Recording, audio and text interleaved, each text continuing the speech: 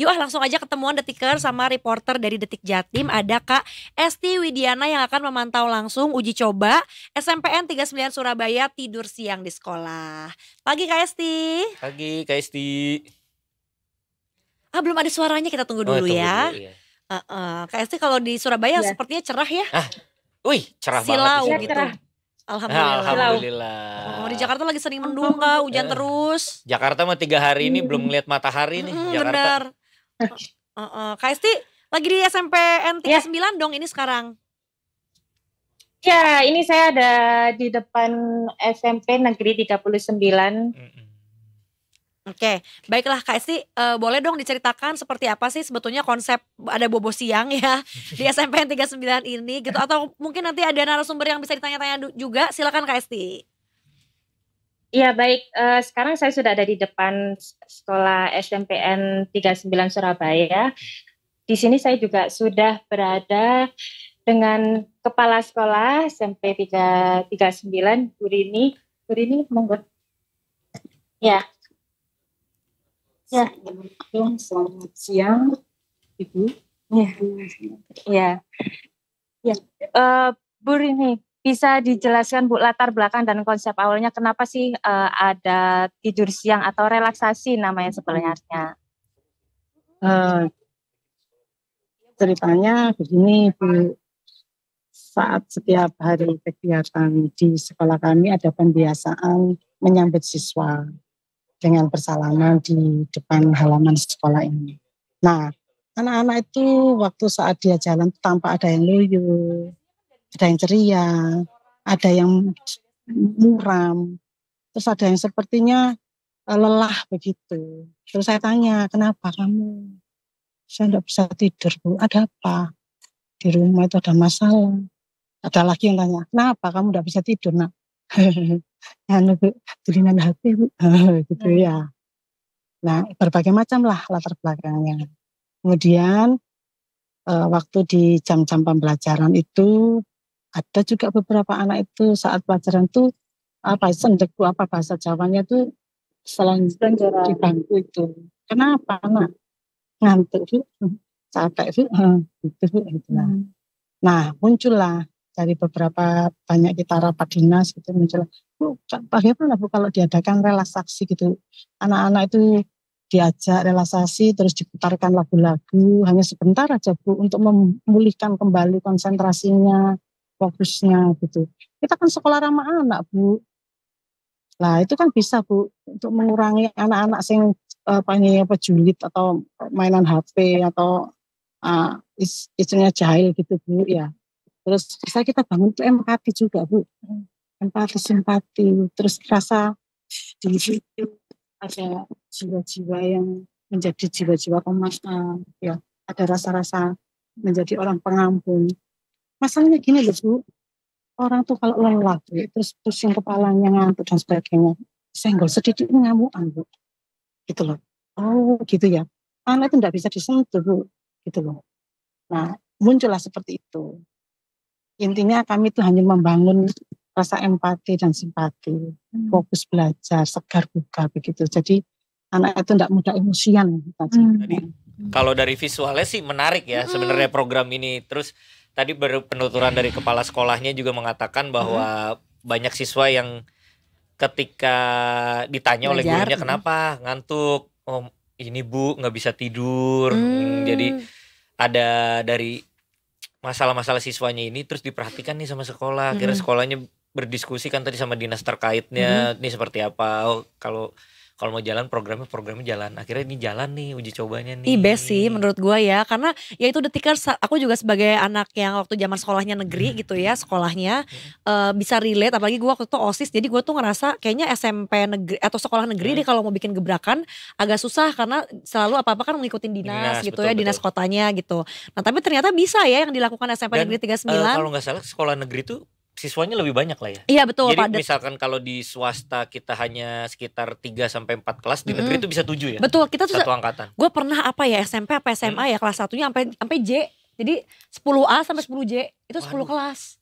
Itu banyak juga banget. Kan satu kelasnya 30-an, Iya, 30-an hampir kan. 40 itu tuh udah dimaksimalin Udah banget, udah maksimalin banget kan 37 kalau sekolah bener. negeri seperti itu kan. Jadi menurut gue ternyata apa yang dilakukan SMPN 39 ini bisa aja gitu dengan mereka, tapi tetap lapor ke dinas gitu ya, Dinas Pendidikan Kota Surabayanya nih berarti gitu. Dan ini Dan juga jatuhnya lebih, disetujui. lebih menarik kan ya. Jadi kan mereka si siswa-siswa ini kan sudah dapat makan siangnya dari program pemerintah. Terus makan siang itu juga menghindari mereka untuk jajan sembarangan kan. Iya, Dan betul. makan siang itu juga gizinya juga sudah ditentukan, terkontrol segala macam. Betul. Terus ditambah dengan program ini nih ada jam istirahat tidur siang ini ya membantu sih kayaknya. Betul. Secara mereka nanti untuk semangat bersekolah terus semangat belajar sih harusnya lebih semangat lagi sih. Dan gue juga salut ya sama guru sekolah negeri gitu di sini, kepala sekolahnya tuh mau mendengarkan kata muridnya gitu, nggak yang kayak yang nggak bisa dari dulu sampai sekarang mah sekolah full sekolah nggak ada tidur siangnya, nggak kayak gitu juga. Dan gue tuh ngelihat juga Mas, apakah mungkin anak sekarang juga kan punya obstacle berbeda ya? Apakah tadi katanya yang nggak bisa tidur malam tuh jangan-jangan mereka ya kejebak sering scroll sosmed lah, ya kan? Tadi kan Zaman kita makanya nggak ada. tadi gurunya juga sempet tadi kayak pakai bahasa Jawa gitu dia si kepala sekolah bilang kayak ada masalah sama pacarnya atau apa gitu kan tadi kayaknya kayak sakit hati gitu-gitu tadi itu. Gila ya, lebih open minded ya guru-guru zaman sekarang pun gitu dengan apa yang dihadapi sama murid-muridnya padahal masih SMP gitu. Betul. Mungkin kalau gue pada masanya sering banget gue ketemu guru atau mungkin beberapa pengajar meskipun gak semuanya yang kadang kita tuh kalau bersuara suka di underestimate. Betul. Kayak apalah masih Kadang, kecil. Ih apaan sih kayak gitu. Udah kayak kita mau cerita aja udah disepelein gitu. Ya bener. Tapi ini kayaknya mereka tidak seperti itu ya. Yuk kita ketemu lagi sama Kak Esti yang tadi sudah bareng bersama Kepala Sekolah SMPN 39 Surabaya, Ibu Rini Aswinarti. Silakan Kak Esti. Boleh dilanjut Ya, wawancaranya. baik, ini dan Hendra. Ya, baik, ini saya lanjutkan lagi ya wawancaranya dengan Bu Rini. Ya. Baik, Bu Rini bisa dijelaskan lagi Bu, untuk manfaat yang diharapkan dengan uji coba relaksasi tidur siang untuk siswa ini seperti apa sih Bu? Nah, kemanfaatannya untuk tubuh kita, tubuh anak-anak itu menjadi bugar kembali. Untuk psikologinya itu anak-anak itu menjadi ada kebugaran jiwa yang sehat lagi, fokus. Kemudian dia bisa menjadi punya rasa empati dan simpati karena tubuhnya itu sudah sehat, sudah segar. Jadi tidak emosian. Itu. Untuk waktu tidurnya ini berapa lama dan di jam berapa Bu? Dimulai persiapannya itu kita mulai jam 13.00, 15 menit persiapan untuk menata ruangannya itu dan persiapan anak-anak. Kemudian kita mulainya 30 menit. Dengan lagu-lagu instrumen yang membuat relaksasi otak dan itu setelah itu 30 menit 15 menit berbenah untuk membenahi ruangan tadi dijadikan seperti semula di ruang pembelajaran. Kenapa memilihnya di hari Rabu ini Bu? Karena hari Rabu itu adalah kegiatan SAS JSMP 39 ada relaksasi.